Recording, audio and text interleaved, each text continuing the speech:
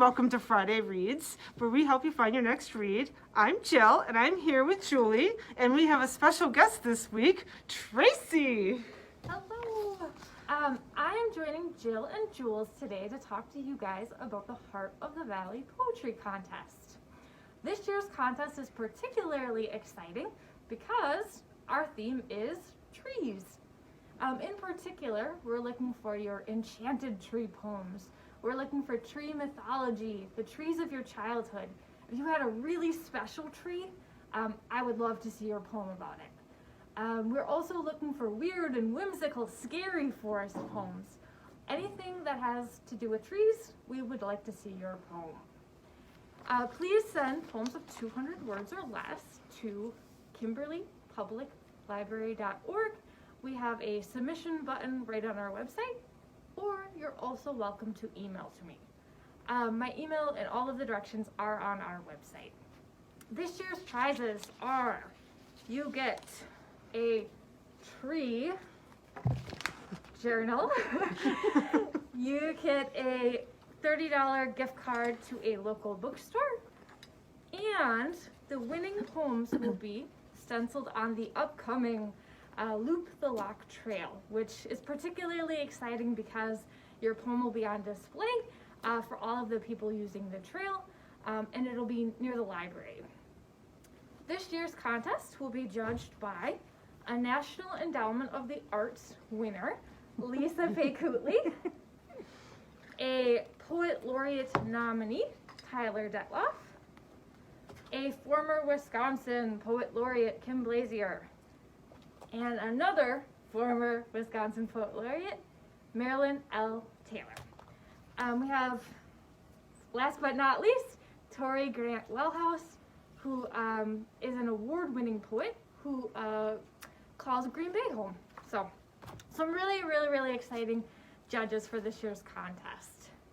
So, and the contest runs between April 1st and April 30th, Yes. because April is Poetry Month. Yes, it is. So, later at the end of our thing, Tracy's going to kick off with her own poem to get you inspired to write a poem about trees and enter this contest. And today, Jules and I are going to talk about poetry books, because, in case you need other inspiration. And I will start, if you don't mind. Everybody knows this guy, Where the Sidewalk Ends, Shel Silverstein. This is from our children's collection. It's a 1974 children's poetry collection written and illustrated by, he did the illustrations as well, Shel Silverstein. I'm going to show you a little bit of us. There's one about spaghetti, which is such a kid thing, I don't know. The book's poems addresses many common childhood concerns and also presents purely fanciful stories and imagination-inspiring images. Come in for Where the Sidewalk Ends. Shel Silverstein's world begins.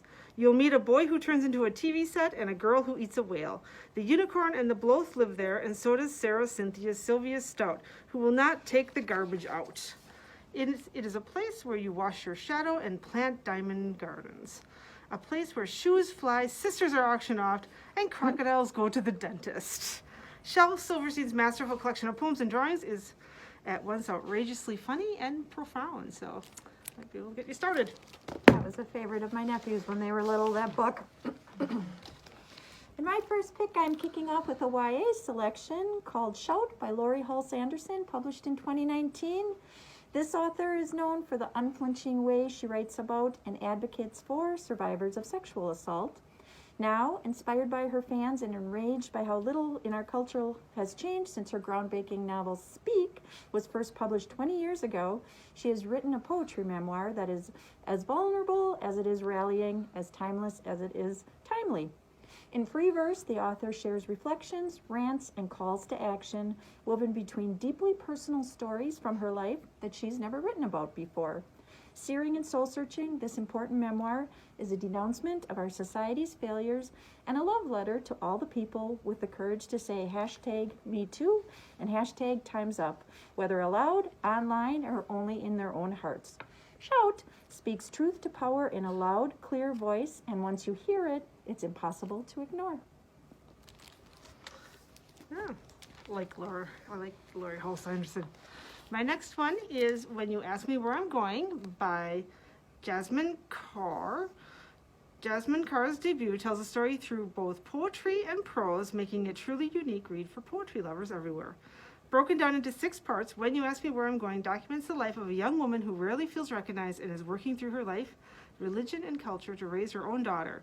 With thoughts on our current culture, the inequalities, trauma, and paths to healing, this book will empower readers to stand up for what they believe in. So this was published in 2019, so it's a little newer. My second pick is An American Sunrise by Joy Harjo, published in 2019.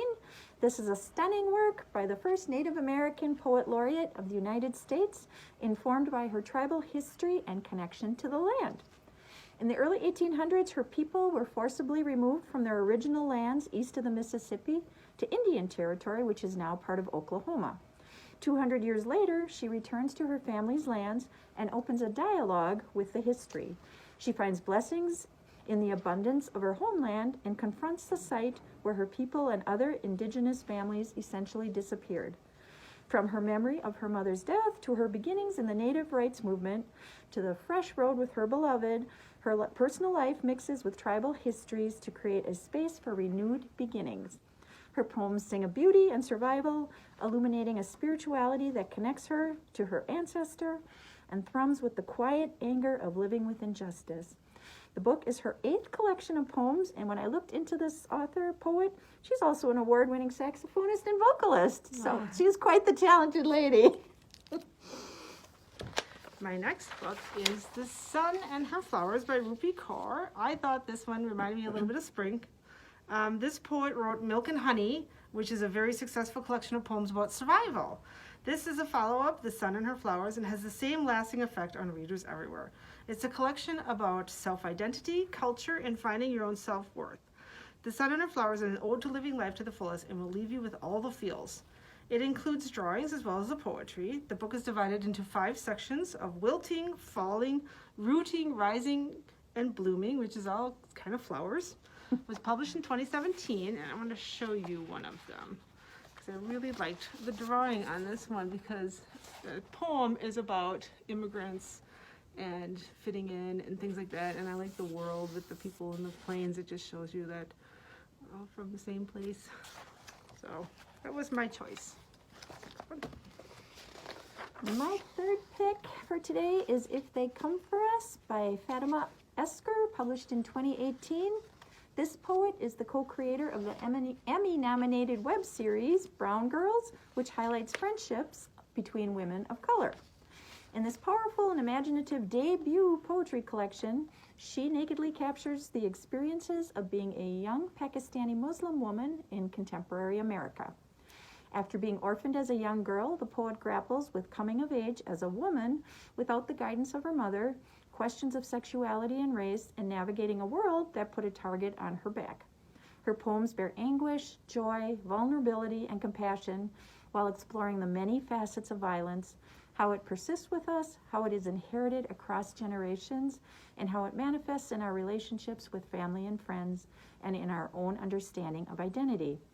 Using experimental forms and a mix of lyrical and brash language, Esker confronts her own understanding of identity, place, and belonging.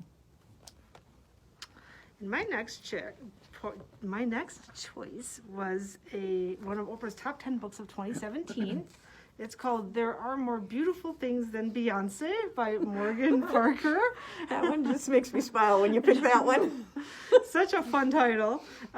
It's a complex collection of poetry about being a Black American woman during a trying time. This collection celebrates life and looks at the ways in which humanity could become more kind and accepting as a whole. And there are several poems about Beyonce in it, so it's kind of fun, like what she would say. And my fourth pick, I think this is a favorite of Tracy's. I love this She one. recommended this one. This is Citizen, an American Lyric by Claudia Rankine, published in 2014. It's a provocative meditation on race. This book is the poet's long-awaited follow-up to her groundbreaking book, Don't Let Me Be Lonely, an American Lyric. So this new book recounts mounting racial aggressions in ongoing encounters in 21st century daily life and in the media. Some of these encounters are slights, seeming slips of the tongue, and some are intentional offensives in the classroom, at the supermarket, at home, even on the tennis court with Serena Williams, online, on TV, everywhere, all the time. The accumulative stresses come to bear on a person's ability to speak, perform, and stay alive. Our addressability is tied to the state of our belonging, the poet argues, as are our assumptions and expectations of citizenship. In essay, image, and poetry, Citizen is a powerful testament to the individual and collective effects of racism in our contemporary, often named post-race society. Claudia Rankin has authored 6 collections of poetry, 3 plays, as well as numerous video collaborations. She studied the work of poet and essayist Adrienne Rich in college and was so moved, I read, that she just had to start writing after she studied with her. Wow. Don't Let Me Be Lonely was written after 9/11, and the first piece in this book was written after viewing CNN coverage of Hurricane Katrina, where she was fascinated with how racism colored the reporting. I watched a couple videos of her after Tracy recommended this book, and I was very moved by what she had to say. So my 4th pick is Citizen. This is a really cool book too because it does really neat things with multimedia. There's lots of images and they sort of play on the text. Very cool. Very cool. All right, my next pick is you can't read it, Catalog of Unabashed Gratitude by Ross Gay. I really like the cover of this. It looked very Monet-ish, just like, I don't know, all those colors. Catalog of Unabashed Gratitude is an emotional look at the way people process loss and live with sadness. This inspirational collection brings hope to even the darkest situation with its beautiful prose and touching real-life recollections. So, yeah, that was my last pick for today. Sadness. And my last pick is one of the new books that we have in our nonfiction collection, and it is Summer Always Hungry by Jia Yun, published in 2020. Winner of the Prairie Schooner Book Prize in Poetry, this book chronicles a family's wartime survival, immigration, and heirloom trauma through the lens of food or the lack thereof. It depicts a family's wartime survival, immigrant journey, and intergenerational trauma through the symbolism of food. The author considers this theme through many different lenses, presenting food as a familial connection, as a link to her culture and heritage, as a metaphor for scarcity, and as a memory. In many of the poems, the act of cooking serves as a way to conjure lost, faraway relatives and to communicate with them. This elicits both love and pain, foreshadowing and ongoing complicated relationship between the two. The author achieves this meditative and heartrending effect especially well in the recipe poem called War Song. This poet is a Korean-American poet who lives nearby us. She lives in Michigan, and this book is her debut work. Wow. And to get you more in the mood for poetry, Tracy's going to share your favorite poem. Is that what this is? I am. Yeah, this is my very favorite poem, and this is by Maggie Smith. Maggie Smith is a poet. You can check out her book. We have it in the collection. It's called Good Bones. It is a little bit of a dark poem, but it ends on a good note, so stick with me here. Good Bones by Maggie Smith. Life is short, though I keep this for my children. Life is short, and I've shortened mine in 1,000 deliciously ill-advised ways. 1,000 deliciously ill-advised ways I'll keep from my children. The world is at least 50% terrible, and that's a conservative estimate, though I keep this for my children. For every bird, there's a stone thrown at a bird. For every loved child, a child broken, bagged, sunk in a lake. Life is short, and the world is at least half terrible. And for every kind of stranger, there is one who would break you, though I keep this for my children. I am trying to sell the world to them. Any decent realtor walking you through a real shithole chirps on about good bones. This place could be beautiful, right? You could make this place beautiful. Thanks.